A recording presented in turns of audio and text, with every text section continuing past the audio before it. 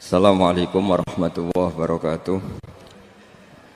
Bismillahirrahmanirrahim. Nahmaduka ya ghafuru ya syakuru. Masalli wa sallim barik ala sayyidina maulana Muhammadin wa ala alihi wa sahbihi asfa'in nama ba'du. Kita tidak bosan-bosan cerita ini karena ini khazanah kita. Di kitab Nailul Ma'mul itu, di kitab Usul Fiqih, saya berkali-kali cerita ini karena ini untuk menunjukkan bahwa Quran itu liqaumi ya'qilun, liqaumi yatafakkarun. Ada seorang kiai, seorang ustadz, kiai dulu itu emang orang soleh, alim terus jadi kiai. Kalau kiai sekarang tuh macam-macam, nganggur terus ingin jadi kiai, terus daftar gitu. Ada lowongan di yayasan, masuk ingin jadi ustadz, karena dengar ada gajinya. Dulu tuh udah ada seperti itu udah. Makanya dulu tuh kalau ustadz kiai pasti soleh karena dia alim terus ingin orang lain tuh mendapat ilmunya. Kalau sekarang nggak ada yayasan sehat, guru gajinya sekian. Yang nggak ingin jadi ustadz tuh daftar. Karena ada gaji. Apalagi ada kabar, ada gaji, ada mes, ada... Wah, yang daftar banyak ya. Tapi mentalnya ada kiai sebetulnya. Ya kalau sampean tanya itu baik dah Gus. Ya setengah baik. Ya maksudnya setengah baik, ya ada baik-baik ngajar itu kan baik. Tapi setengah saja karena motifnya itu nyari gaji, bukan ingin mencerdaskan umatnya Rasulullah SAW. Itu Imam Amudi itu guru matematika. Saya nggak bosan-bosan cerita ini. Guru matematika. Muridnya sampai takut ini masuk surga ndak. Kiai kok ndak ngajarin istighosa atau tahlil malah ngajarin apa? Matematika. Beliau meninggal terus muridnya tanya, "Ma fa'alallahu bik?" Kira-kira gitu. Apa yang dilakukan Allah? Allah nyambut Anda gimana? Terus kata Imam Amudi, bagus saya disuruh ngajar malaikat. Karena malaikat kan enggak pernah kayak anak beki gini ngaji gini. Malaikat tuh enggak pernah ngaji, dia iman saja karena tahu surga, tahu neraka terus iman gitu aja. Jadi imannya malaikat tuh enggak keren kita. Imannya loh ya. Loh itu yang ngendikan Nabi loh, enggak saya. Nabi pernah tanya sama sahabat, iman yang paling keren siapa? Jawabannya sahabat malaikat. Ya enggak, karuan malaikat iman. Dia yang tahu surga neraka, tahu segalanya, masa ada imannya? Pasti iman lah katanya. Terus ya para sahabat engkau iman ya wajar kan menangi saya, nemuin saya.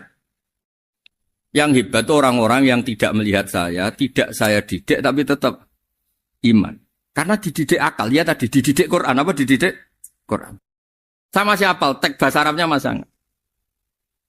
Terus Imam Amudi kata Allah, suruh dia ngajarin para malaikat cara menemukan saya.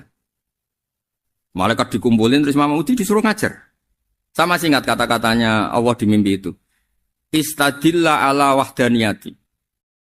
Bihadrati malaikati. Tolong ajarkan cara menemukan saya padahal Anda ini manusia yang tidak melihat saya. Anda di Jakarta kan lihatnya gedung-gedung. Paling jadi khayal terus nikmat lah Anda ikut punya tapi ikut nikmati.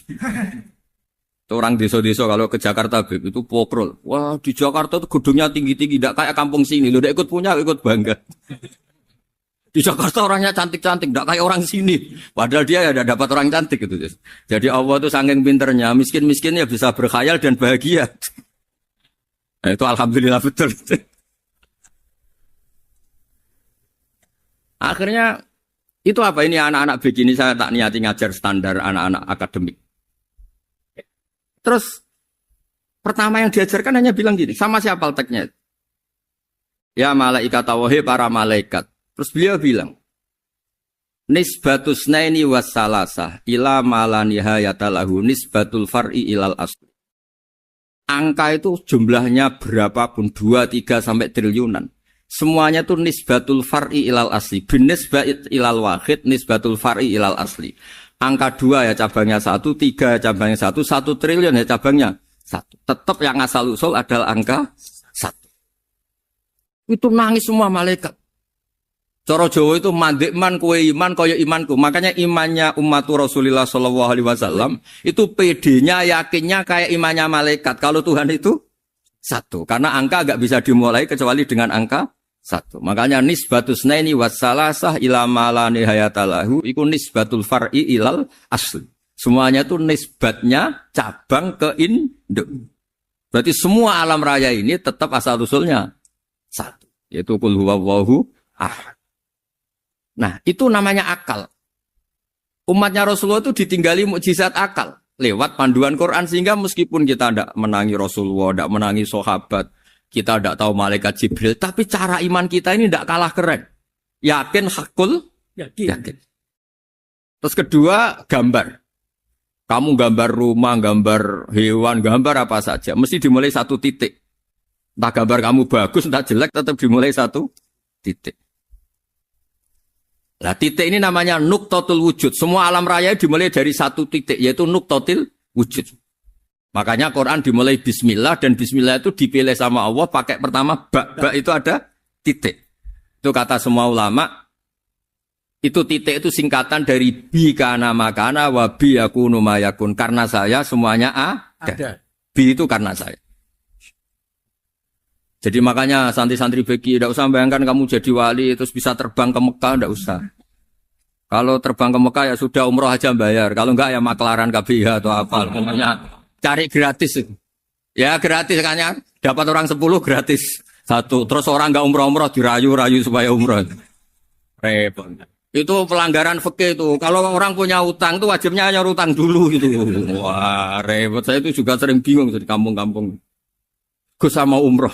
Kenapa? Dapat gratisan. Minta uang saja buat nyaur utang. Enggak boleh. Wah, secara fikih yang wajib itu nyaur utang bukan umroh. Enggak boleh Gus diminta uang, enggak boleh, harus umroh.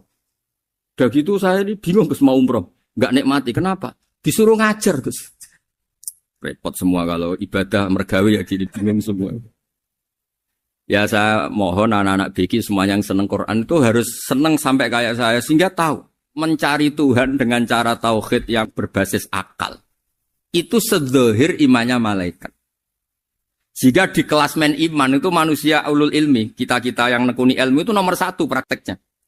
Karena nomor 1 itu Allah karuan kan, syahidah wa, Allah kan gak tertandingi, syahidah wa annahu la ilaha illa huwa, terus wal malaikatu. Malaikat kan karuan karena langsung menyaksikan surga, dan ketiga apa? Wa ulul ilmi. Berarti prakteknya kan nomor 1. Kalau kompetitornya semuanya manusia, ulul ilmi nomor berapa? 1 kan? Nah nomor 3 kan dari Allah, malaikat, ulul ilm. Berarti kalau kompetisinya antar manusia nomor berapa? 1 kan? Nah kenapa ulul ilmi di nomor 3 kan tapi dari Allah, malaikat, ulul. Kerennya kayak apa? Karena cara iman ulul ilmi itu enggak ada ragunya sama sekali. Kamu ragu enggak kalau 2 itu cabang dari 1, asalnya 1? Enggak pernah ragu kan? Semua gambar seruat apapun dimulai dari 1 titik. Ragu enggak? Enggak kan? Nah, imannya umatnya Nabi karena dipandu oleh Quran itu seyakin itu, sehakul yakin itu. Nah, itu terus Jubair bin itu jadi iman. Am khuliqu min ghairi syai'in am humul khaliq. Terus kata Allah lagi, kalau kamu tidak percaya saya yang bikin langit bumi ya gampang dong, kamu saja yang ngomong kalau kamu yang bikin. Paling orang sepakat kamu stres. Terus hanya ayat gitu, am khalaqus samawati wal ardh. Kalau kamu tidak yakin Allah yang bikin, ya silakan Anda klaim saja kalau kamu yang bikin langit bumi. Bala yukinun. Kamu juga gak mau kan dibilang stres. Ya, ini ngaji ilmu dulu, nanti bagian terakhir ijazah. Bismillahirrahmanirrahim. Ini riwayatul Bukhari. Haddatsana Abdullah bin Yusuf, haddatsana Les, haddatsana Sa'id al-Maqburi an-Nabi Hurairah radhiyallahu anhu qala an-Nabiy sallallahu alaihi wasallam. Ma minal anbiya'i nabiyyun illa qad u'tiya minal ayat ma mithluhu amana alaihil bashar. Wa innama kana alladhi utituhu wahyan awhahu wa ilayya fa arju an akuna aktsarahum tabi'an yaumal qiyamah. Dados kita tahu semua nabi itu punya mukjizat. Ya, semua nabi itu punya apa? Mukjizat. Mukjizat itu hal yang luar biasa yang memastikan manusia itu tidak bisa menyainginya atau menandinginya. Dan rata-rata mukjizat Nabi dulu itu fisik. Misalnya ontanya Nabi Soleh itu kan onta tapi keluar dari batu, itu kan aneh. Aneh sekali. Atau tongkat Nabi Musa bisa simsalabim mengeringkan laut apa? Merah. Semua Nabi itu punya mukjizat dan semuanya berbentuk fisik. Kecuali mukjizatul Rasulullah Shallallahu Alaihi Wasallam itu berupa Al-Quran. Al-Quran itu konsep ilmiah. Terus kata Rasulullah SAW, tapi saya karena Quran itu justru berharap pengikutku besar dan sampai hari kiamat. Sekarang kita logika ya. Andekan kamu punya tongkatnya Nabi Musa. Kalau kamu suka uang, kepikirannya dijual apa dipakai? Kalau kamu suka uang, pakai. Kalau kamu ahli suudon itu pikirannya ndak, ini asli ndak. Karena yang melihat di Turki itu ya sebagian gitu. Kalau yang suka perdukunan itu bayangkan itu miliknya. Mungkin dipakai ngakali orang atau apa, pokoknya bayangkan itu miliknya. Kalau yang kolektor pikirannya itu nanti ini laku berapa. Tapi kalau peneliti mungkin pikirannya itu ini asli apa ndak? Bukti aslinya apa? Repot lah. Lagi pula kalau kamu punya utang terus mau apa? Istri kamu marah mau apa? Kalau pakai tongkat. Nah, beda dengan mukjizatnya Quran itu semuanya apa? Ilmiah. Orang yang sedang harmonis dengan istri bisa pakai ayat di antara ayat-ayat Allah itu apa? Wa ja'ala bainakum mawaddatan warahmah. Nanti kalau ditakdir cerai, saya tidak menyarankan cerai. Kalau ditakdir cerai, itu masih dimotivasi sama Allah. Wa iyyatafarraqa yughnillahu kullam min sa'ati. Jika suami istri itu cerai, jangan-jangan suaminya dapat istri lebih baik, istrinya nanti dapat suami lebih baik. Jadi yang masa lalunya ada keprahara. Kan banyak orang suaminya meninggal ketika nikah lagi ditanya, kangen sama suami pertama, alhamdulillah ini lebih baik. Padahal suaminya yang meninggal itu berharap istrinya ini kangen, ternyata dia sudah syukur dapat suami yang lebih baik. Jadi Quran itu menunggui kita ila yaumil qiyamah. Kita tidak bunuh diri, itu ya barokahnya Quran. Karena problem apapun kita dinasihati sabar, dinasihati sabar. Kan nggak mungkin kamu pegang tongkatnya Nabi Musa, punya masalah apa saja ngelihat tongkat, bisa apa tongkat. Tapi kalau Quran kan nasihat, solusi. Makanya Nabi berharap dengan Quran ini, saya berharap pengaruh saya, pengikut saya terbanyak ila yaumil qiyamah. Terus beliau dikomentari begini sama, ini Fathul Bari, sarahnya Bukhari. Al-muradu anna mu'jizatil anbiya inqaradat binqiradi a'sorihim. Falam yusyahidha illa man hadaraha. Problem mukjizat nabi-nabi dulu itu kan fisik. Sehingga yang tahu kalau Nabi Soleh punya unta yang ajaib, itu yang tahu ya hanya yang hadir saat itu. Yang tahu kalau tongkat Nabi Musa bertuah, itu juga yang tahu hanya yang hadir saat itu. Selebihnya tahu tongkat ya di museum.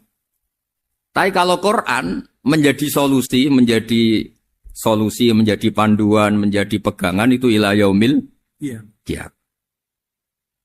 Kita beri contoh ya, Quran panduan yang paling gampang misalnya begini. Dulu ini cerita ya. Dulu itu ada orang kafir cerdas namanya Jubair bin Mut'im. Itu saking pinternya dia, pinter juga tokoh. Itu sebagai delegasi pembebasan Asra Badrin. Jadi tawanan-tawanan perang Badar itu mulai dulu ya ada negosiasi mau dibebaskan. Terus orang-orang kafir ini menugaskan namanya Jubair bin siapa? Mut'im. Ini ada di Bukhari. Karena ini ngaji di Jakarta. Kalau orang nggak tahu hadis juga tanya ini sahih enggak gitu. Wong nggak tahu kok tanya itu aneh. Padahal kalau dibodoni itu ya nggak tahu. Tapi ya tetap tanya, hadisnya ini sahih enggak?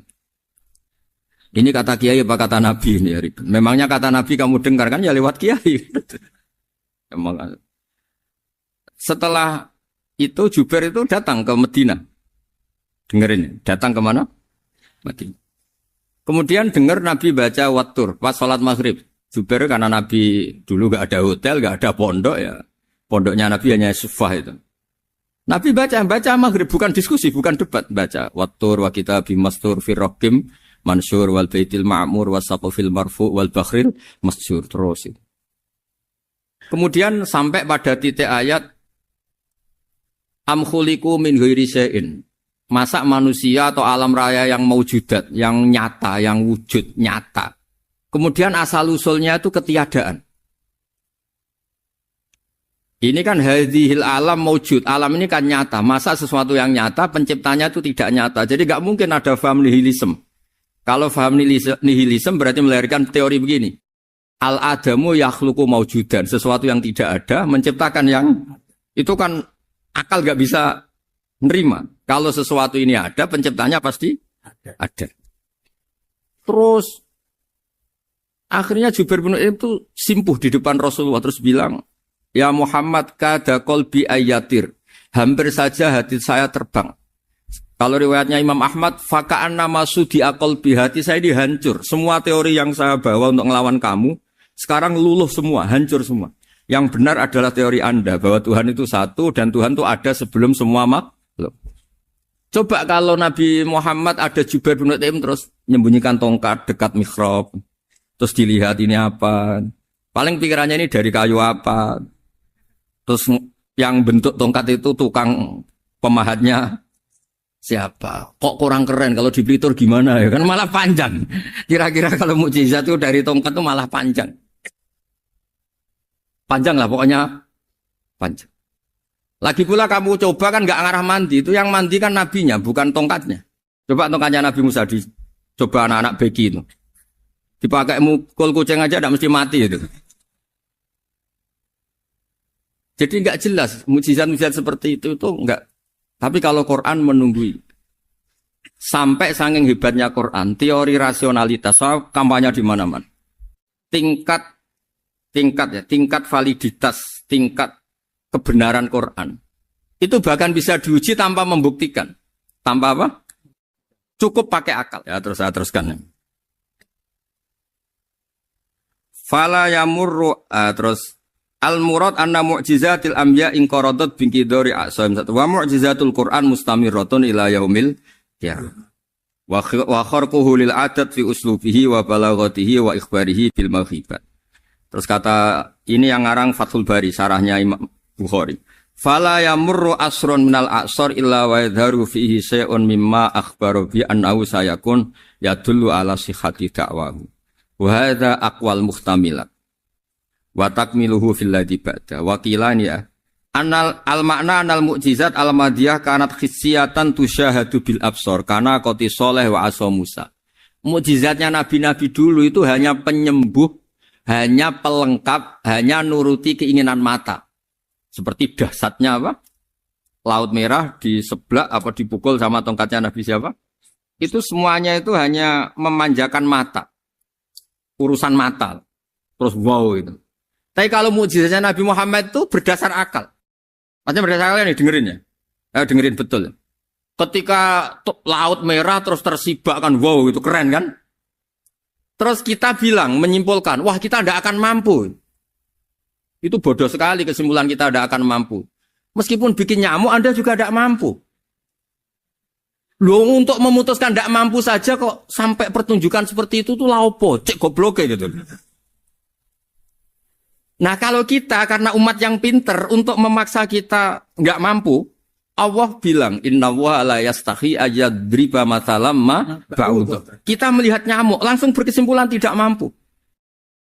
Saya berkali-kali cerita nyamuk itu sudah kecil, masih punya urat, uratnya kayak apa? Masih punya kuman, kumannya seberapa?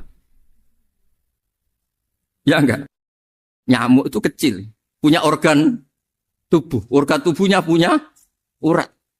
Itu kalau kamu pinter, antara tongkatnya Nabi Musa menyibak Laut Merah sama nyamuk itu sama-sama berkesimpulan melahirkan satu faham bahwa kita tidak. Loh untuk memaksa tidak mampu saja kok menuju pertunjukan ada onta keluar dari batu. Nakotu soleh, ada tongkat yang bisa mengeringkan laut. Cik goblok ya.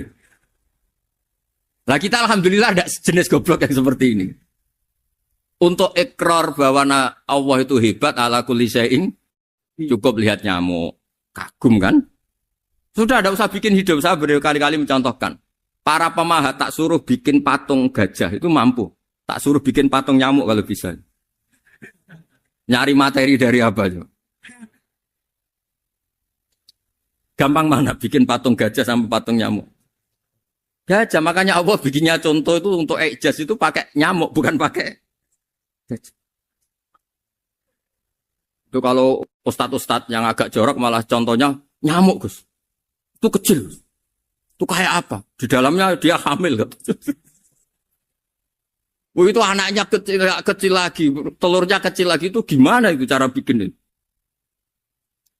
Makanya di sini ada kitab Itqon, itu komentarnya itu lucu. Ini kitab Al-Itqon karangannya Imam Suyuti.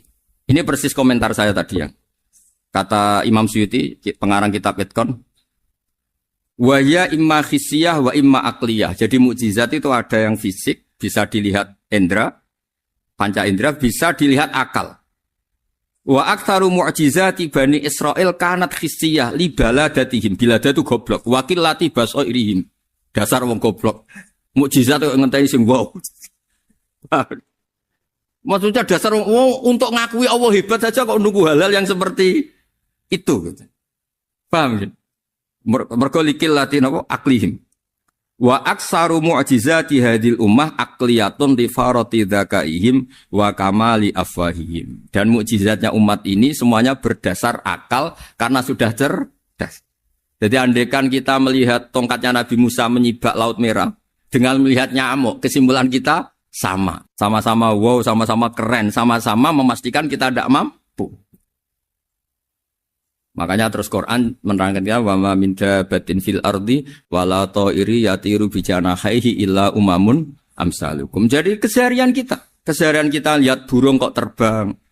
Itu sudah ayatun min ayatillah. Paham ya? Dados niki kudu bangga ditunggoni napa Quran, nggih ditunggoni napa Quran. Wa mu'jizatul Quran tusyahadu bil basirah fayakunu mayattabi'u li ajlihi aksar. Terus li annal ladzi yusyahadu bi ainir ra'si yang qaridu bingkiradi musyahidi. Sesuatu yang tampilan dahsyatnya itu disaksikan mata, maka itu bisa habis. Era tongkat Nabi Musa seperti itu habis enggak? Bisa mengeringkan Laut Merah habis kan? Tapi era mukjizatnya Quran ila yaumil qiyamah. Ya contoh sosial, saya kembali lagi ke sosial. Kamu punya teman awet atau punya istri awet, itu konsepnya ya wal kadhiminal ghaidh, agak gampang tersinggung. Coba kalau kamu setiap tersinggung putus, setiap tersinggung habis, kamu tidak punya teman, tidak punya istri. Sampai kita awet seperti ini, kalau kecewa ya wal kadhiminal ghaidh, ngempet. Termasuk saya ini, biasanya ngaji khusus terus baca gini ya kecewa. Tapi barokahnya diwarai Quran wal kadhiminal ghaidh, ngempet Gus, ngempet.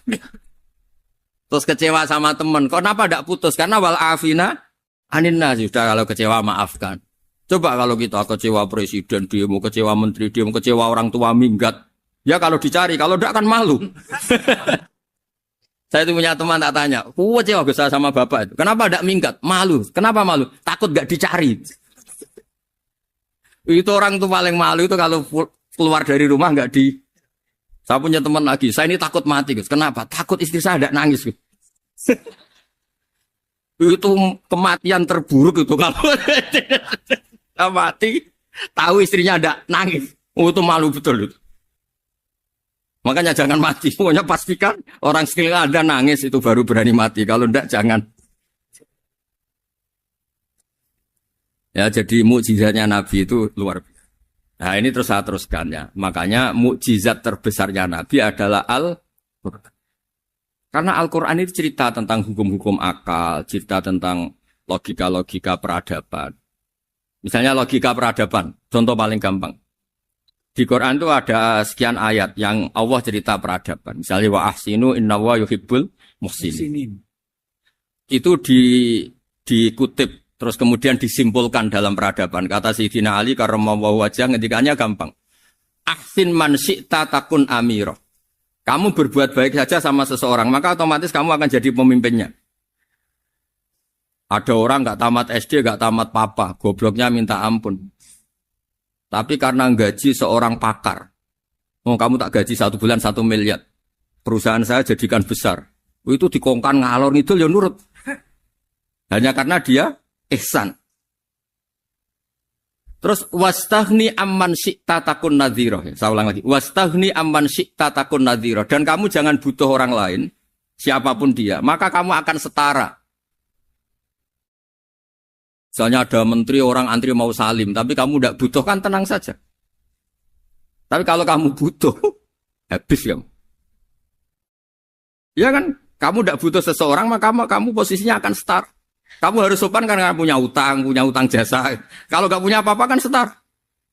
Ya enggak? Misalnya kamu jajar rektor atau jajar menteri, jajar apa saja. Kalau kamu tidak punya utang kan, kamu jajar menteri tidak punya utang. Sama jajar satpam tapi punya utang, takut mana?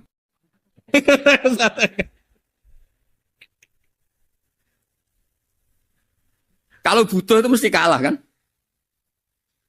Ada pejabat misalnya nggak begitu cantik sama perempuan cantik yang kamu butuh ingin dicintai, takut mak. Padahal nggak jelas orang ini pangkatnya apa. Jadi dalam hukum sosial itu kata Sidin Ali, wastaghni aman syi'ta takun nadhira. Kamu jangan butuh seseorang maka kamu akan setara. Terus yang terakhir, wahtas ilaman syi'ta takun asiro. Asiro pakai sin. Dan silahkan butuh seseorang maka kamu akan jadi budak dia. Ya coba misalnya Anda seorang profesor, seorang alim, seorang getop. Misalnya mencintai janda di ujung kampung sana, jalan kaki 2 kilo. Padahal itu gak tamat SD. Tapi gara-gara seneng, kacau kan? Logika kepangkatan hilang semua kan? Jadi itu hukum peradaban. Itu mewakili isi-isi sosial yang diterangkan Quran. Ya, jadi paketnya 3 tadi ya. Ahsin man syi'ta takun amiroh. Kamu berbuat baik sama seseorang, maka kamu bisa memimpin. Wastaghni amman syi'ta takun nadhira. Kamu jangan butuh seseorang, maka kamu akan setara. Bok kamu ketemu orang terkaya di dunia. Yo ketemu orang terkaya di dunia, kamu jejer, kamu tidak butuh dia. Tenang kan bisa setara kan? Tapi kalau butuh, harus sopan, ngajukan proposal, harus berakhlak karimah. Makanya sekarang, Anda kok berakhlak kenapa? Ternyata mau nyalek. Biasanya Anda berakhlak kok berakhlak. Ada apa ini? Makanya guyonan di Rembang itu Beb Husein itu. Kalau ada orang mendadak sopan sama temannya, temannya curiga, kok tumben sopan, mau utang ya? Dan zaman akhir itu kacau.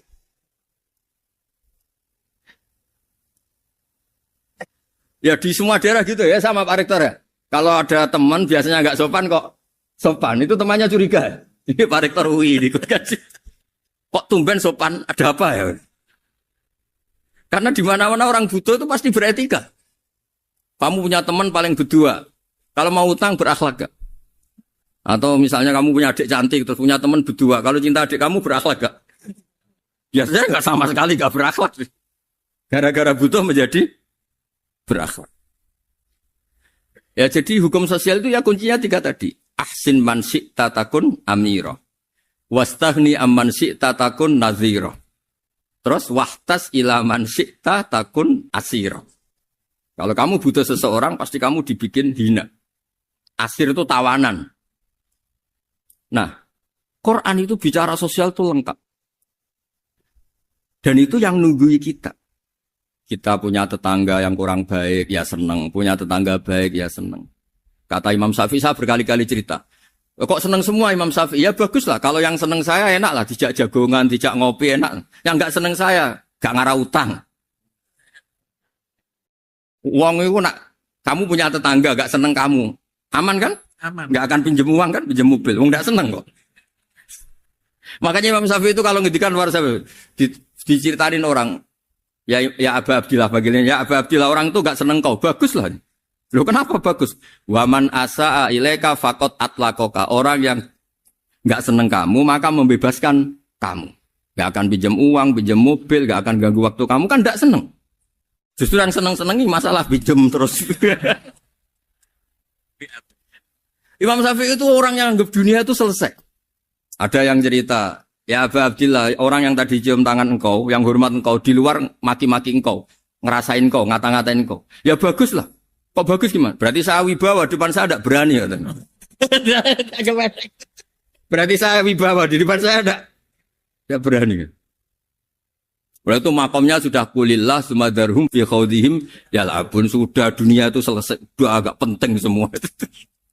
Nah, itu kalau kamu anak-anak beki ahli Quran sudah ayatnya kulillah sumadarhum fi khawdihim ya labun, sudah lihat Allah saja agak penting, makhluk-makhluk itu dah makhluk semua agak penting, sepenting Allah. Nah, kita ini ditunggoni mukjizat seperti itu. Bayangkan misalnya kita ditunggoni tongkatnya Nabi Musa. Saya ngajar di sini terus ini tongkat.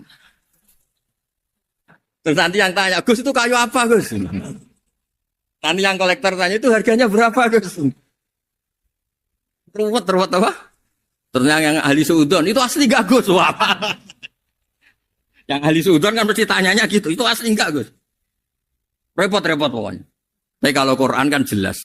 Suatu saat ada perdebatan antara Abul Hasan al-Asy'ari. Abul Hasan al-Asy'ari ini tokoh ahli sunnah paling populer dalam ilmu logik. Dia mengatakan orang menemukan Tuhan itu harus lewat logika yang cermat. Tidak boleh taklid, hanya ikut-ikutan. Dia harus menemukan satu argumentasi bahwa Tuhan atau pencipta langit itu ada. Kemudian ada satu problem di mana orang-orang kampung atau orang-orang yang lugu atau orang-orang awam itu tidak bisa ilmu logika, ilmu mantek kalau dalam bahasa pesantren. Kata Abul Hasan al-Asy'ari, itu masih mungkin. Alhasil para ulama ini meneliti ke orang-orang yang lugu, yang di kampung, yang petani, yang lugu sekali. Apa yang mereka temukan? Ternyata mereka punya cara logikanya sendiri untuk menemukan Tuhan, Sang Pencipta. Pernah suatu saat ada seorang petani lugu, biasa menggembala unta, ditanya, Bima araf tarubak, lalu kamu yang petani ini yang hanya ngurusi sawah, ngurusi ladang, dengan cara apa kamu tahu kalau Tuhan itu ada? Si petani tadi marah besar dan dia mengatakan, Al-ba'ratu tadullu alal ba'ir wa asarul aqdam yadullu alal masir. Kata petani tadi, yang namanya ada kotoran unta, pasti ada untanya. Yang namanya ada jejak kaki, pasti ada yang barusan lewat. Artinya kalau ada makhluk, pasti ada pencipta. Ini logika awam yang mudah. Kita tidak mungkin mengatakan bumi ini pencipta, mengatakan matahari pencipta. Kelihatan sekali kebendaannya, kelihatan sekali bahwa bumi matahari tidak punya ikhtiar, tidak punya kekuatan. Kelihatan sekali sifat-sifat kemakhlukannya. Jika benda-benda ini karuan makhluk, pasti menunjukkan bahwa ada penciptanya, ada khalik. Bismillahirrahmanirrahim. Alhamdulillahirabbil alamin wassalatu wassalamu ala asyrafil mursalin sayyidina Maulana Muhammadin wa ala alihi washabihi ajmain amma ba'du. Berikut sebagai mukaddimah bahwa Profesor Zaini Dahlan berkeinginan UII punya tafsir dan terjemah sendiri.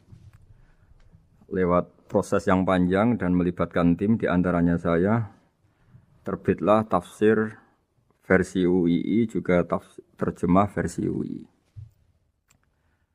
Di antara ciri khas terjemahan UII adalah bahwa bahasa Arab yang tentu mengandung kesusastraan Arab, balaghah, kemudian ditransfer untuk pembaca Indonesia. Sehingga di antara ciri khas terjemahan UII adalah dengan rasa Indonesia dan tentu tidak merubah makna.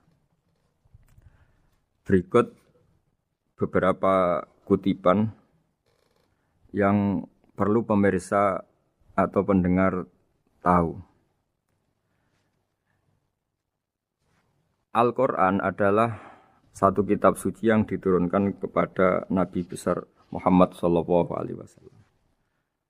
Dan di antara ciri Al-Quran adalah menjelaskan kebenaran secara jelas, secara gamblang. Sebagaimana firman Allah, bahwa Rasul adalah Rasulun minallah yatlu suhufam mutahharah. Rasulullah diutus oleh Allah Subhanahu wa taala ketika penduduk Makkah sangat-sangat jauh dari kebenaran. Mereka adalah penyembah berhala yang dikira sebagai Tuhan, dan jumlahnya Tuhan-Tuhan itu banyak sekali. Suatu saat Rasulullah mendakwahkan bahwa Tuhan itu satu dan harus satu. Tapi kata mereka, kenapa Muhammad menjadikan Tuhan satu? Padahal urusan kita banyak, problem kita banyak. Harusnya Tuhan itu juga banyak. Ini yang diceritakan dalam surat Shad, Aja'alal alihata ilaha wahida inna hadza lasyai'un ujab. Bagaimana mungkin urusan kita yang banyak, yang harusnya butuh Tuhan banyak, kemudian menjadi hanya Tuhan satu. Lalu Rasulullah dengan sabar, dengan telaten memberi penjelasan. Dan ini yang disebut al-bayyinah, penjelasan yang sangat jelas, sangat gamblang, sangat rasional. Kata Rasulullah dalam sebuah hadis yang diriwayatkan dalam Musnad Ahmad, teksnya begini. Orang-orang yang menyembah selain Allah itu ibarat kama sali rojulin istaro abdan min kholisi malih biwarikin au dhahabin. Faja'ala ya'malu, mereka mau bekerja tapi wayu'ti ghullatahu ila ghairi sayyidi. Fa'ayyukum sarruhu ayyakuna abduhu kadzalik. Nabi lalu kemudian bikin analogi. Wahai masyarakat Mekah, bagaimana kalau Anda ini jadi seorang pembantu atau seorang budak lalu punya majikan banyak. Dan semua majikan Anda ini punya perintah yang beda-beda, punya selera yang beda-beda. Semuanya atasan Anda, semuanya majikan Anda. Apa Anda senang punya majikan yang banyak? Lalu mereka bilang, wah susah Muhammad kalau kita punya majikan banyak. Tuhan kamu adalah majikan kamu. Bagaimana kalau Tuhan banyak, punya perintah yang beda-beda, punya selera yang beda-beda? Kalian pasti akan kebingungan. Ya sudah Muhammad, normalnya Tuhan itu satu. Sehingga mereka tercerabut dari pemikiran bahwa Tuhan harus banyak. Ini yang dimaksud dalam surat Al-Bayyinah. Lam yakunil ladzina kafaru min ahlil kitab wal musyrikin namun fakina hatta ta'tiyahumul bayyinah. Bahwa orang-orang kafir, baik kafir ahli kitab maupun kafir musyrik Mekah, mereka tidak pernah terlepas dari sifat kekafirannya, yaitu menuhankan banyak Tuhan, sampai datang sebuah bayinah. Bayinah itu argumentasi kebenaran yang begitu jelas. Setiap membawa kebenaran, argumentasinya meyakinkan. Itu siapa? Rasulun minallah yatslu suhufam mutahharah, yaitu Rasul yang membacakan lampiran-lampiran suci, yaitu Al-Quranul Karim. Dengan penjelasan analogi tadi, kemudian orang-orang Mekah sadar, susahnya kayak apa kalau Tuhan banyak, lalu perintahnya beda-beda, seleranya beda-beda, hukumnya beda-beda. Ini membingungkan. Akhirnya mereka mengakui bahwa pentingnya logika tauhid. Nah ini yang Rasulullah ini benar-benar berstatus bayinah. Kemudian analogi betapa buruknya kita saat menyembah selain Tuhan. Lalu Rasulullah mencontohkan sebagaimana yang saya kutip tadi dari Musnad Ahmad. Misalnya Anda punya pembantu atau zaman dulu budak. Anda beli dari harta kamu, dari uang kamu. Kemudian budak ini kerja. Yang ngasih makan kamu, yang fasilitasi kamu, toko milik kamu, semua milik kamu. Kemudian dia kerja dan hasil dari kerjanya dia dikasihkan ke orang lain. Kamu senang tidak punya budak yang seperti itu, kata Rasulullah. Wah kita semua tidak senang Muhammad. Sama seperti itu.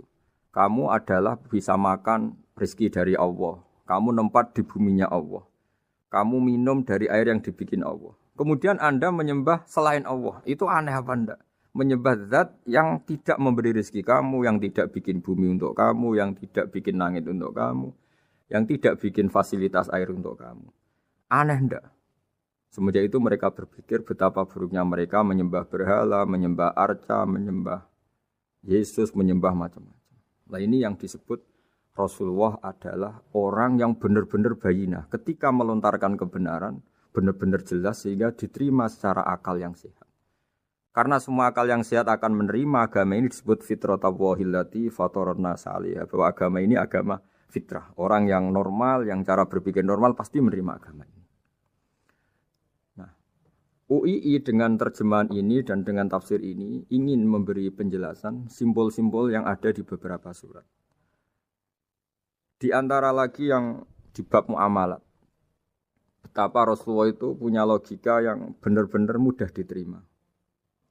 Dulu orang Arab dalam bab muamalat jual beli biasa menjual kurma masih kecil, masih belum jelas jadi kurma yang baik apa enggak. Kalau istilah orang Jawa masih pentil ini. Kalau bahasa Arab qobla buduwi solahiha. Calon buahnya itu belum pasti jadi buah. Kemudian masih bunga, masih apa sudah dijual. Dengan transaksi asumsi harga andekan sudah jadi kurma. Kalau dalam Jawa mungkin jual mangga sebelum tua, masih pentil, masih kecil. Lalu kata Rasulullah, kamu jangan melakukan itu. Kenapa ya Rasulullah, padahal kita butuh uang? Kata Nabi, Ara'aitum in mana Allahu as-samra, fabima yastakhillu ahadukum mala akhi. Bagaimana kalau buah-buah yang masih kecil itu kemudian berguguran karena satu musim atau karena apa? Lalu kamu mendapat uang itu atas nama apa? Yang dikatakan tijaro adalah muawadhah. Pembeli dapat barang, kamu dapat uang. Lalu kalau barang yang ada enggak menjadi buah yang baik, Anda menerima uang itu atas nama apa? Rasulullah secara haru, secara mengingatkan nurani kita dengan redaksi fabima yastahillu ahadukum mala akhi. Lalu kamu mendapat uang saudara kamu atas nama apa? Kalau atas nama buah, mereka belum mendapat buah.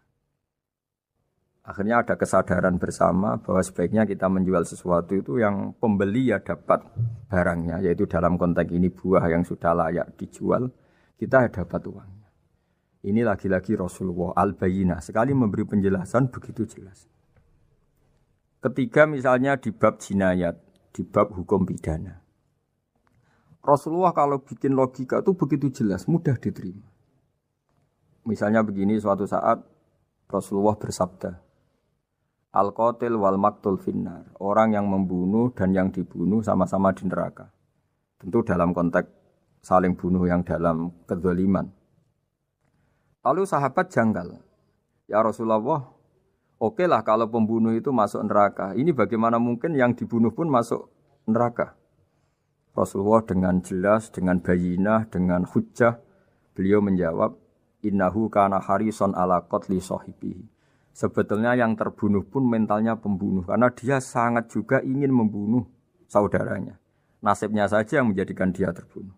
Hanya sahabat tahu, ya ternyata maktul dalam konteks duel adalah mentalnya qatil juga. Sehingga karena mentalnya qatil, dia tetap di neraka. Meskipun prakteknya dia menjadi maktul yang terbunuh. Nah ini yang dimaksud oleh Allah. Bahwa Rasulullah ini bisa menghilangkan tradisi kemusyrikan. Bisa menjungkir balikkan, menghancurkan kemusyrikan karena Rasulullah bisa menjelaskan secara detail hatta ta'tiyahumul bayyinah. Bayyinah adalah Rasulun minallah yatslu suhufam mutahharah.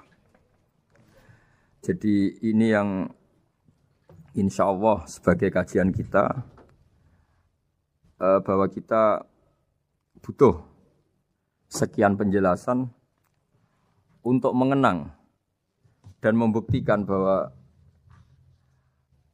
Rasulullah adalah benar-benar al-bayyinah. Dari sekian contoh tadi, pendengar bisa tahu betapa agama ini mudah diterima oleh akal. Sehingga di beberapa ayat disebut agama ini liqaumi ya'qilun, liqaumi yatafakkarun. Agama ini bagi kaum yang bisa berpikir, agama ini bagi kaum yang mau berangan-angan. Dulu untuk menghilangkan kemusyrikan dengan logika kafir Mekah bahwa urusan kita banyak, harus Tuhan banyak. Itu panjang sekali. Di antaranya ada ayat yang spesifik tentang itu. Daraballahu mathalan rajulan fihi syuraka mutasyakisuna wa rajulan salamal lirrajul. Hal yastawiyani masalah. Allah membuat satu perumpamaan yaitu di surat Daraballahu mathalan rajulan fihi syuraka di surat Zumar ayat 29. Allah membuat satu perumpamaan bagaimana andaikan Anda jadi seorang pembantu atau asisten. Lalu Anda punya majikan banyak yang seleranya beda-beda.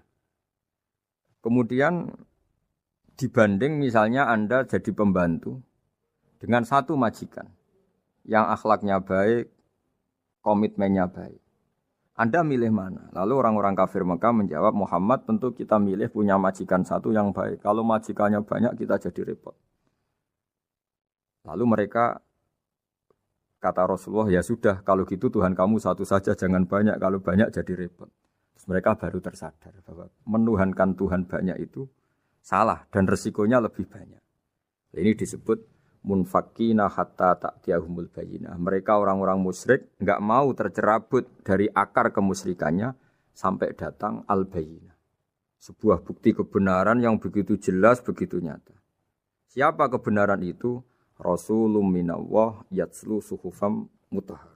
Yaitu Rasulnya Allah yang membaca lampiran-lampiran suci. Lampiran-lampiran suci ini dalam bahasa Arab diikutkan wazan isim maf'ul disebut mushaf. Makanya kitab suci ini ditulis di sohifah. Kalau dalam bahasa Arab lampiran itu sohifah, dijamakkan kata jamaknya suhuf. Kemudian ketika dicetak, dijilid disebut mushaf.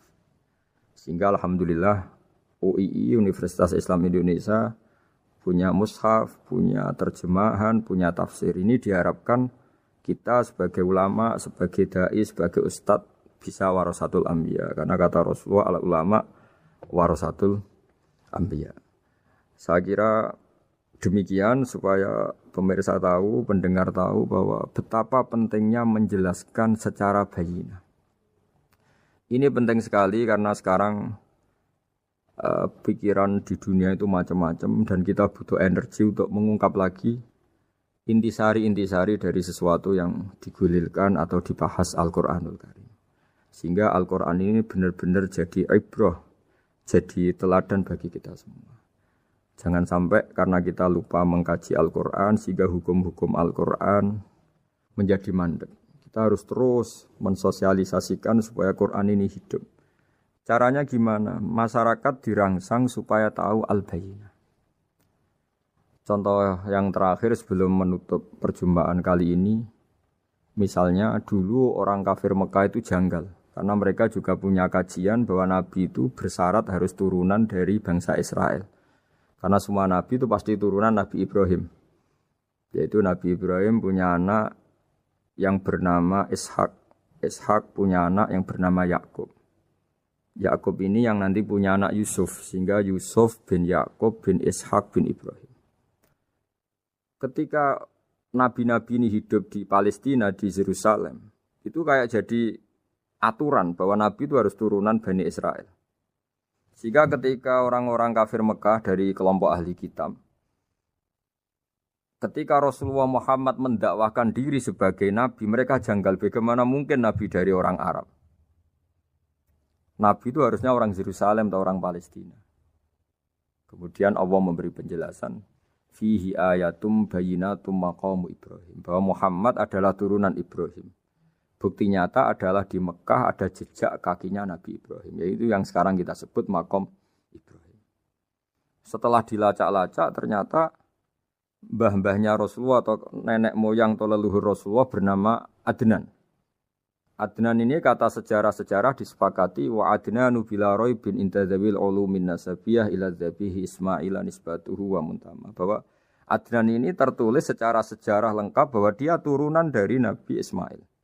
Ismail adalah anak dari Nabi Ibrahim. Kemudian makom Ibrahim ini juga dibuktikan sekian sejarah bahwa Ibrahim pernah di situ. Yaitu ketika Hajar, ibu dari Ismail, kesulitan nyari air, lalu lalang lari antara Safa dan Marwah. Kemudian kita kenang sekarang bernama Sa'i. Kemudian dekat Ka'bah ada namanya Hijir Ismail. Karena dulu jadi kamarnya Nabi Ismail. Hijir, hujrah itu kamar atau ruang khusus untuk Nabi Ismail. Sehingga jelas sekali bahwa Ibrahim, Ismail, Hajar pernah hidup di Mekah.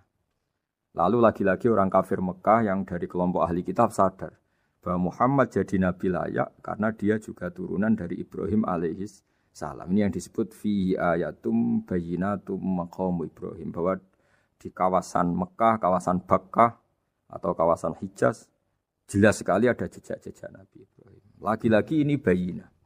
Nah, bayyinah ini yang bisa menghilangkan sifat kemusyrikan, sifat kekufuran. Karena lewat penjelasan yang panjang ini kemudian benar-benar diketahui bahwa Muhammad jadi nabi itu sah. Karena dari segi dakwahnya benar, perilakunya benar, hujahnya benar. Sekarang dari segi nasab juga benar karena beliau termasuk keturunan dari Nabi Ibrahim alaihissalam lewat jalur Ismail. Ini penting kita ketahui dan perlu kita kaji supaya istilah-istilah di Al-Quran kita tahu. Makanya banyak istilah di Al-Quran misalnya wattaba'tu millata abai. Kita ngikuti agama leluhur kami. Di situ disebut ada Ibrahim, ada Ishak, ada Ismail, ada Yakub. Kenapa demikian pendengar? Bahwa karena agama ini butuh tradisi. Dan tradisi ini menjadi komunitas sosial. Sehingga ketika tradisi ini sudah mantap, insya Allah lewat kebenaran agama ini akan menyingkirkan kemusyrikan. Contoh paling mudah begini, Nabi itu melarang orang menyembah batu. Tapi kemudian dalam tradisi Islam sendiri ada orang sholat kemudian sujud. Yang secara zahir sujud itu mencium batu atau mencium masjid tempat kita sujud. Apalagi kita mencium Hajar Aswad. Secara kasat mata seakan-akan kita ini menghormati betul Hajar Aswad. Sehingga orang kafir mencibir. Muhammad itu aneh. Dia melarang kita menyembah batu tapi dia sendiri mencium Hajar Aswad seperti itu. Dia sendiri menyembah batu. Orang kalau sujud seakan-akan seperti itu. Tapi lewat penjelasan Nabi Bahwa kita sujud hanya kepada Allah. Kita kalau sujud baca sajadah wajhililladzi khalaqahu wa sawwarahu wa syaqqa sam'ahu wa basarahu bihaulihi wa quwwati fatabarakallahu ahsanul khaliqin. Wajah kami sujud kepada zat yang menciptakan wajah kami, yang mengasihi kita pendengaran, yang mengasihi kita pandangan. Hanya Allah saja yang ahsanul khaliqin. Hanya Allah saja zat yang paling baik dalam penciptaan. Ini penting sekali saya katakan bahwa sehingga sujud kita yang seperti itu adalah simbol tawadhu. Tidak ada kaitannya dengan kita ini menyembah batu. Sehingga kita tradisikan ke anak-anak saat sujud baca subhana rabbiyal a'la wa bihamdi. Kita ajarkan mereka bahwa semua selain Allah adalah ciptaan Allah. Jadi andai kan nggak ada tradisi tauhid yang dijelaskan begitu detail. Saat kita haji bilang labbaik Allahumma labbaik, labbaik la syarika lak labbaik. Innal hamda wan ni'mata laka wal mulka la syarika lak. Ya. Setiap kita haji mengitari Hajar Aswad kita bilang nikmat semua dari Allah.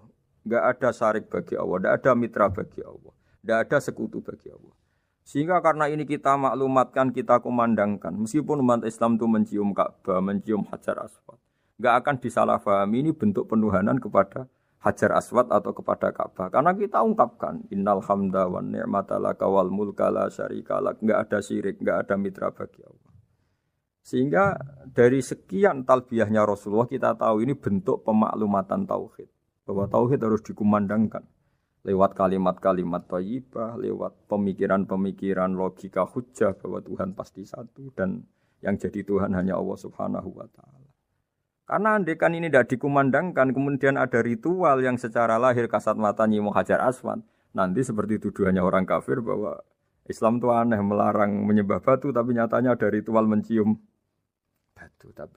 Sebab itu tidak menjadi aneh ketika Imam Bukhari termasuk rawi besar, termasuk hadis sahih yang meriwayatkan Sayyidina Umar atau Umar radhiyallahu anhu. Itu setiap mencium Hajar Aswad beliau berkomentar, saya tahu betul kamu hanya batu. La tadurru wa la tanfa. Tidak memberi madarat, tidak memberi manfaat. Kalau saja saya tidak melihat Rasulullah mencium kamu, maka saya tidak mau mencium kamu.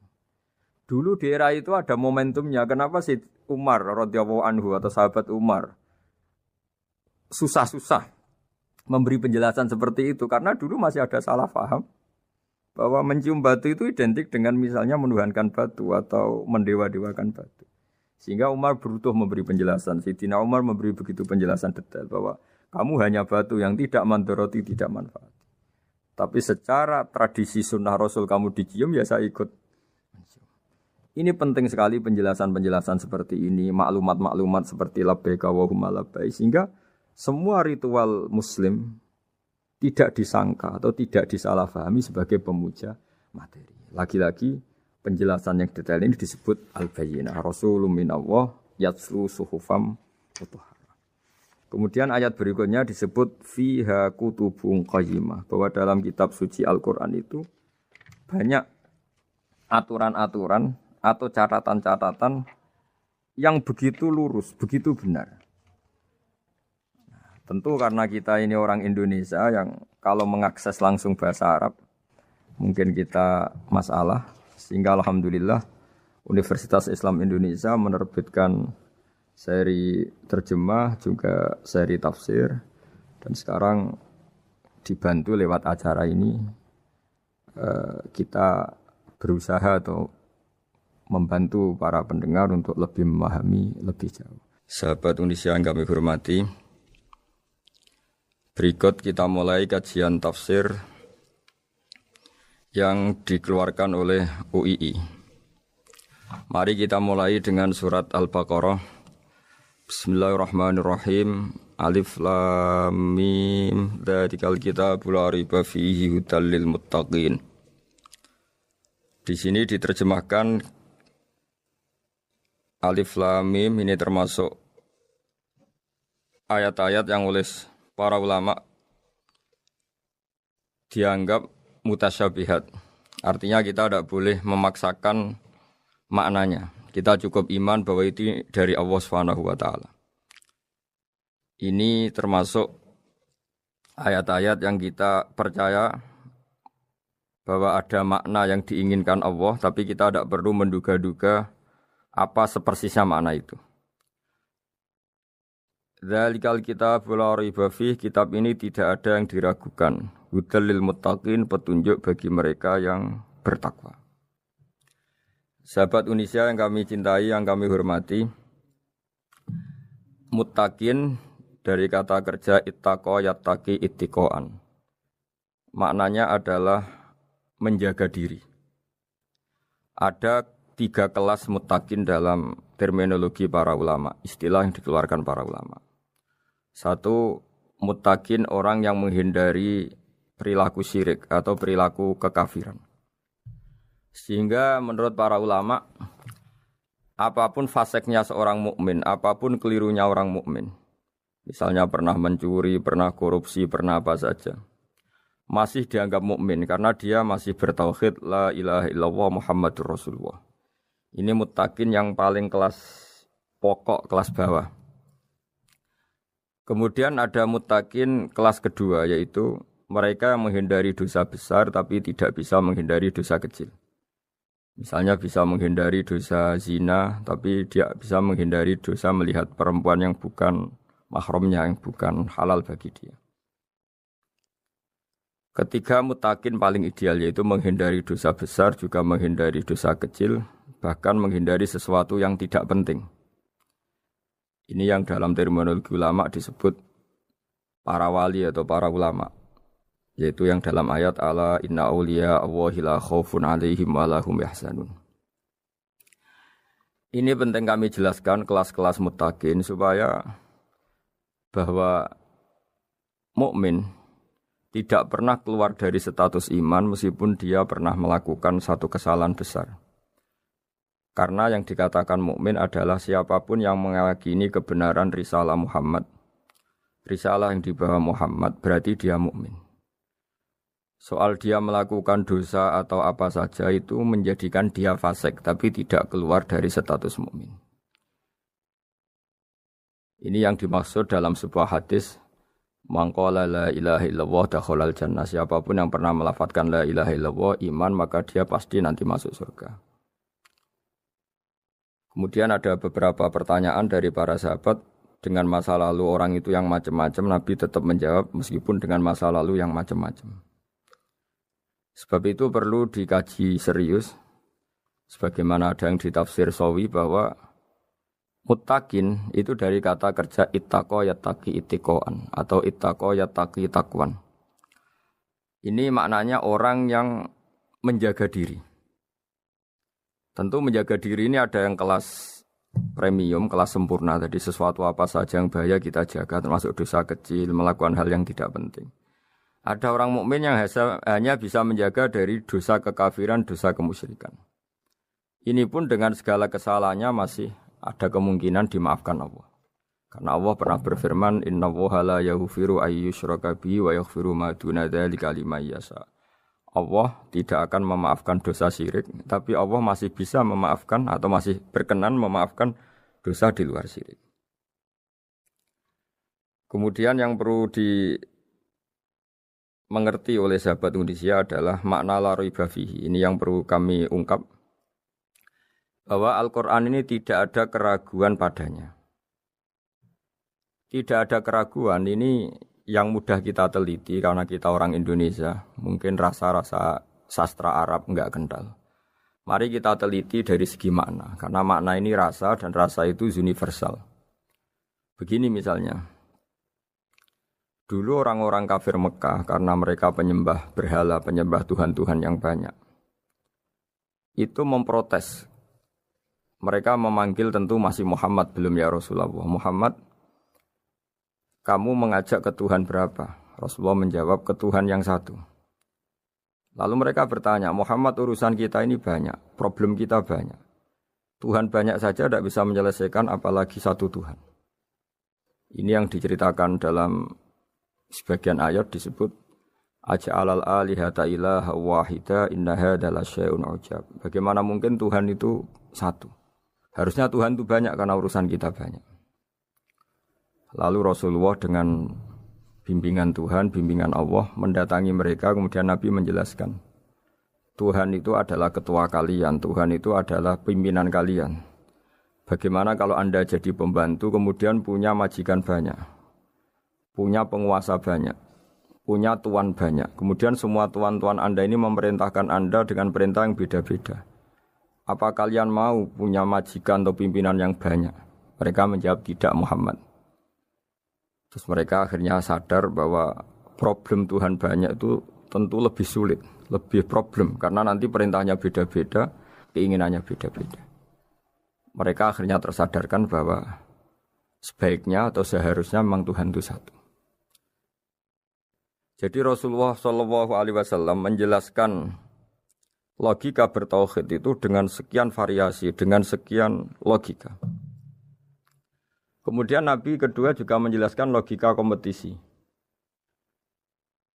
Kata Nabi yang karena bimbingan Allah diberi satu pengertian. Andai kan Tuhan itu 2 atau 3, kemudian berebut dalam tahta aras atau tahta yang di alam raya ini. Sebagaimana lazimnya para penguasa. Maka pasti ada yang menang, ada yang kalah. Dan yang kalah tentu gak layak sebagai Tuhan. Ini yang disebut wala ala ba'duhum ala ba'd. Tentu kalau Tuhan itu banyak, mereka akan berkompetisi, akan bertarung. Dan pasti pemenangnya ya satu, karena memang layak jadi Tuhan tetap satu.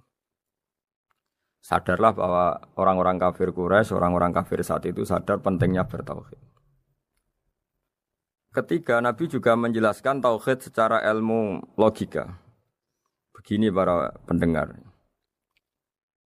Kalau dalam teori ilmu tauhid yang agak jelimet dijelaskan begini. Jika ada 2 Tuhan, maka alam raya ini enggak menjadi alam. Logikanya adalah 2 Tuhan ini bisa kamu katakan sama-sama kuat. Ketika sama-sama kuat kemudian ingin menciptakan langit. Yang satu ingin menciptakan bumi, yang satu menolak menciptakan bumi misalnya. Atau yang satu ingin menciptakan langit, yang satu menolak ingin menciptakan langit. Kemudian ternyata bumi ini terbukti wujud. Logika awam adalah yang berhasil menciptakan bumi berarti Tuhan, yang gagal atau kudrohnya gagal, kemampuannya gagal tidak bisa menciptakan bumi, gagal menjadi Tuhan. Ini logika awam. Logika ini pun kita terima. Tapi kalau menurut logika ahli tauhid, ahli pakar-pakar logika, cara berpandangan begini. Ketika Anda mengatakan ada 2 Tuhan yang sama-sama kuat, kemudian terbukti yang satu mampu menciptakan bumi, yang satu tidak. Bahasa Anda mengatakan sama-sama kuat ini sudah batal dari awalnya, karena terbukti bahasa Anda salah, sama-sama kuat ternyata yang satu tidak mampu. Sehingga dalam pikiran orang-orang ahli tauhid mengatakan, membayangkan Tuhan saja itu enggak kebayang, karena turunan kata ini pasti selalu salah. Karena tadi misalnya dikatakan, andai kan ada 2 Tuhan, kemudian yang satu mampu menciptakan bumi, yang satu tidak. Padahal Anda tadi bilang sama-sama kuat, ternyata terbukti yang satu tidak kuat. Berarti kata Anda sama-sama kuat ini salah. Ini pula yang diajarkan Rasulullah lewat bimbingan Allah, lewat wahyunya yang disebut Lau kana fihi ma alihatun illallahu la fasadata. Karena kalau ada 2 Tuhan, pasti kamu sifati sama-sama kuat. Ternyata sifat sama-sama kuat ini batal demi hukum, karena ternyata yang satu tidak mampu menciptakan bumi. Atau kamu sifati 2 Tuhan ini sama-sama lemah. Itu tidak mungkin lagi, karena ternyata bumi ini terbukti wujud. Pasti penciptanya ini tidak yang sangat kuasa. Jadi logika-logika tauhid sedemikian dibangun oleh Rasulullah lewat bimbingan Allah Subhanahu wa taala. Logika keempat supaya kita iman dan tambah kuat imannya adalah logika yang mudah dicerna oleh kebanyakan orang atau yang bisa diindra. Begini misalnya dalam sebuah ayat di surat Al-Kahfi, kemudian di awal surat Al-Ahqaf, kemudian di sebagian surat At-Tur, ada penjelasan begini. Ketika Rasulullah mengajak manusia menyembah Allah, kemudian orang-orang kafir tanya, lalu Tuhan kamu siapa Muhammad? Tuhan saya adalah Allah menciptakan langit bumi. Terus mereka berandai-andai, ada Lata, ada Uzza, ada Manat, ada Hubal. Itu Tuhan-Tuhan kami. Terus Rasulullah bertanya, apakah Tuhan-Tuhan yang kamu sembah itu memberi kontribusi saat langit dan bumi diciptakan? Mereka menjawab, tidak Muhammad, itu Tuhan-Tuhan yang kami bikin. Begitu juga asumsi tentang Tuhan-Tuhan yang lain. Apakah Isa ikut menciptakan bumi atau menciptakan langit? Tentu jawabannya tidak. Karena Isa lahir di bumi, orang tahu tanggal lahirnya, tahu tahunnya, dan sebelum ada Isa juga sudah ada bumi. Sehingga untuk menetapkan tauhid, berkali-kali Quran tanya, Amman khalaqas samawati wal ardo, siapa sih yang menciptakan langit bumi? Siapa sih yang menurunkan air dari langit? Siapa yang mengatur ini, itu, ini, itu? Akhirnya mereka menjawab, itu semua Allah Muhammad. Begitu juga kemungkinan setan, misalnya setan itu fisik atau makhluk atau apa saja yang tidak kita lihat. Kemudian setan itu lewat rayuannya, lewat tipu dayanya ingin disembah. Kata Allah menjelaskan ini, ma asyadduhum khalqas samawati wal ardi wala khalqa anfusihim. Kamu tidak perlu takut sama setan atau apalagi menuhankan setan. Setan itu tidak yang punya reputasi menciptakan langit dan bumi. Bahkan setan tidak bisa menciptakan dirinya sendiri. Ini menjadi pengetahuan bagi kita betapa bagi pakar-pakar tauhid, ahli tauhid, ketika setan nyatanya diusir dari surga, itu pun versi mereka. Versi mereka pun mengatakan seperti kita bahwa setan itu diusir dari surga dan ya keluar dari surga. Kalau setan itu Tuhan, tentu diusir gak mau karena di surga itu nikmat. Ketika setan diusir dari surga ya keluar, dia juga jadi makhluk yang hina-dina. Berarti dia tidak punya kekuasaan bahkan pada dirinya sendiri. Dipaksa keluar dari surga ya keluar, dipaksa menjadi ahli neraka ya jadi ahli neraka, dipaksa jadi apa saja juga dia akan jadi seperti yang dipaksakan. Ini menunjukkan bahwa setan adalah tahta kudratillah, tahta qahrillah, tahta satwatillah, bahwa setan pun dalam kendali kekuasaan Allah. Makanya Allah mengatakan kamu tidak usah menyembah setan, tidak usah nurut sama setan. Setan itu lemah sekali. Karena faktanya dia tidak bisa memaksakan keinginannya. Ini yang oleh Allah disebut dalam firman-Nya inna kaidas syaitani kana dhaifa. Setan itu lemah sekali. Ini perlu saya sampaikan ke para pendengar Unisia bahwa bertauhid itu ada sekian logika. Logika kelima adalah logika orang awam. Awam sekali. Suatu saat ada perdebatan antara Abul Hasan al-Asy'ari. Abul Hasan al-Asy'ari ini tokoh ahli sunnah paling populer dalam ilmu logika. Dia mengatakan orang menemukan Tuhan itu harus lewat logika yang cermat. Tidak boleh taklid, hanya ikut-ikutan. Dia harus menemukan satu argumentasi bahwa Tuhan atau pencipta langit itu ada. Kemudian ada satu problem di mana orang-orang kampung atau orang-orang yang lugu atau orang-orang awam itu tidak bisa ilmu logika, ilmu mantek kalau dalam bahasa pesantren. Kata Abu Mansur, kata Abul Hasan al-Asy'ari, itu masih mungkin. Walhasil para ulama ini meneliti ke orang-orang yang lugu, yang di kampung, yang petani, yang lugu sekali. Apa yang mereka temukan? Ternyata mereka punya cara logikanya sendiri untuk menemukan Tuhan, Sang Pencipta. Pernah suatu saat ada seorang petani lugu biasa menggembala unta ditanya, Bima araf tarubak, lalu kamu yang petani ini yang hanya ngurusi sawah, ngurusi ladang, dengan cara apa kamu tahu kalau Tuhan itu ada? Si petani tadi marah besar dan dia mengatakan, Al-ba'ratu tadullu alal ba'ir wa asarul aqdam yadullu alal masir. Kata petani tadi, yang namanya ada kotoran unta, pasti ada untanya. Yang namanya ada jejak kaki, pasti ada yang barusan lewat. Artinya kalau ada makhluk, pasti ada pencipta. Ini logika awam yang mudah. Kita tidak mungkin mengatakan bumi ini pencipta, mengatakan matahari pencipta.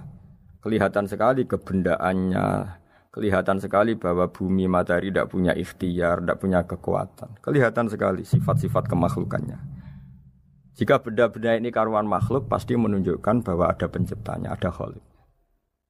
Dalam logika Badui tadi, si Badui tadi, kalau ada kotoran sapi, pasti ada sapinya. Meskipun sapinya sudah sekarang nggak terlihat, mungkin sudah jalan kemana. Sama, kalau ada jejak kaki, meskipun orang yang tadi lewat sudah kita nggak tahu, tapi kita pasti tahu, pasti ada yang lewat. Ini yang dimaksud dalam bahasa Arab, al-ba'ratu tadullu alal ba'ir, kalau ada kotoran sapi atau kotoran unta, pasti ada untanya. Wa atharul aqdam yadullu alal masir. Kalau ada jejak orang lewat, pasti tadi ada orang lewat. Nah, semua metode ini digunakan semua oleh Rasulullah. Logika yang bagi intelektual, logika bagi kaum awam, logika bagi kaum menengah. Ya tidak awam, tidak intelektual. Semuanya digunakan. Semuanya jadi media untuk memastikan bahwa logika tauhid ini logika pilihan. Logika yang benar-benar logika.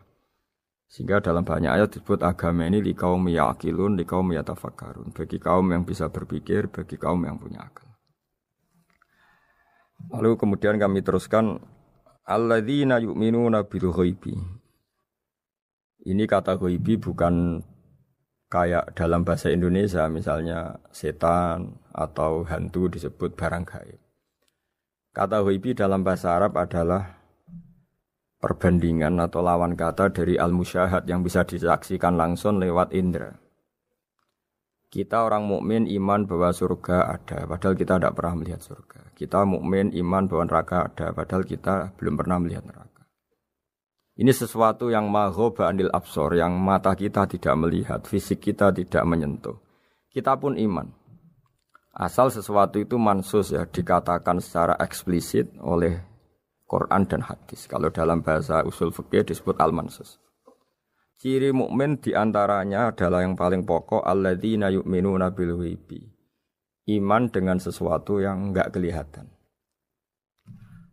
Lalu kemudian para ulama cara pandang beda-beda. Bedanya bukan karena mereka bertentangan enggak, tapi ini menurut kelas rasa yang berbeda-beda. Bagi orang-orang sufi ya, Allah itu tidak bisa dikatakan al-ghaib, sesuatu yang enggak kelihatan.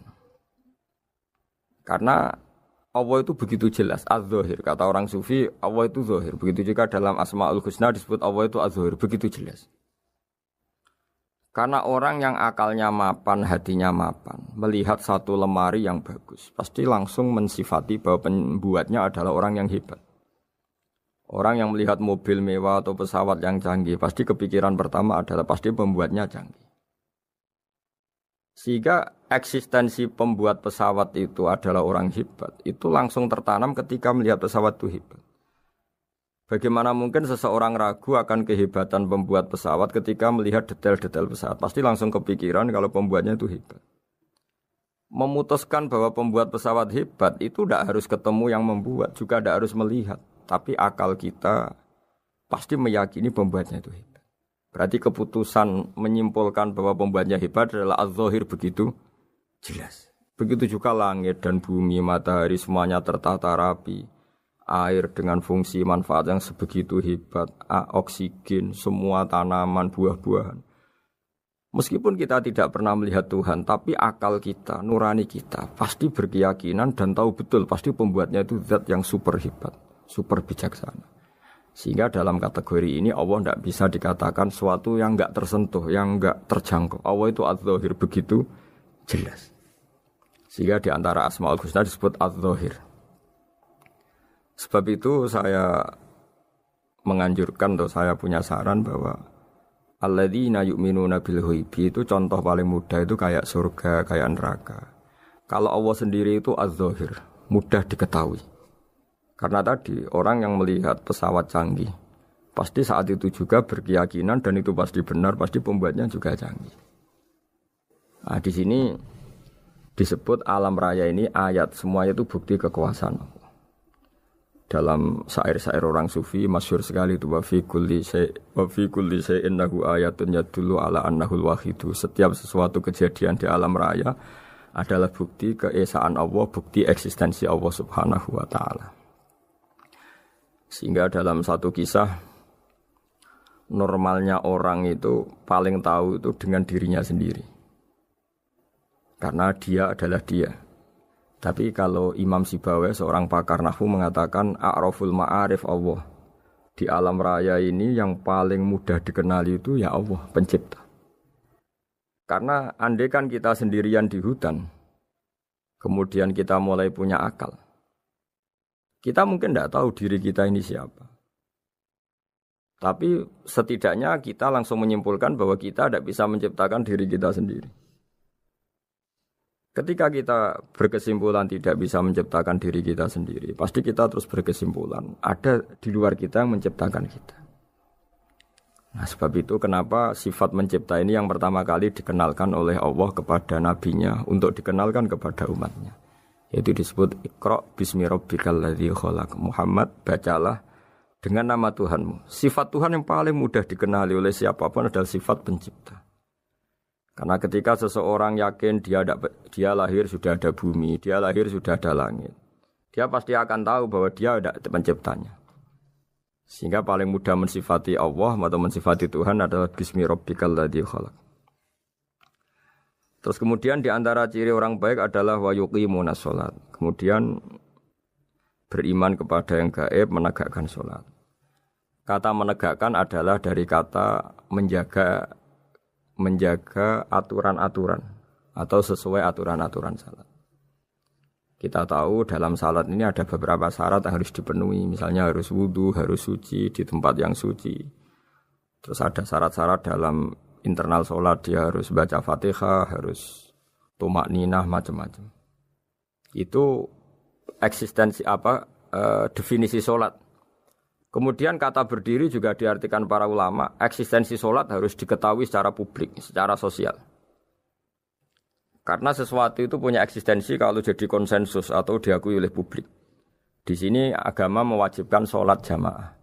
Kata banyak ulama, jamaah itu fardu kifayah, bahkan ada mengatakan fardu ain. Harus dijalankan orang banyak secara massal dan harus di tempat yang terbuka. Sehingga kata para ahli fikih, andaikan ada orang jamaah di dalam rumah tidak diketahui oleh banyak orang, belum mencukupi atau belum menggugurkan kewajiban jamaah. Sehingga eksistensi sholat harus diketahui secara publik. Sehingga dulu Rasulullah itu kalau sholat ya di masjid dan masjidnya terbuka. Sampai sekarang kita pun menyaksikan semua umat Islam kalau sholat di masjid yang terbuka.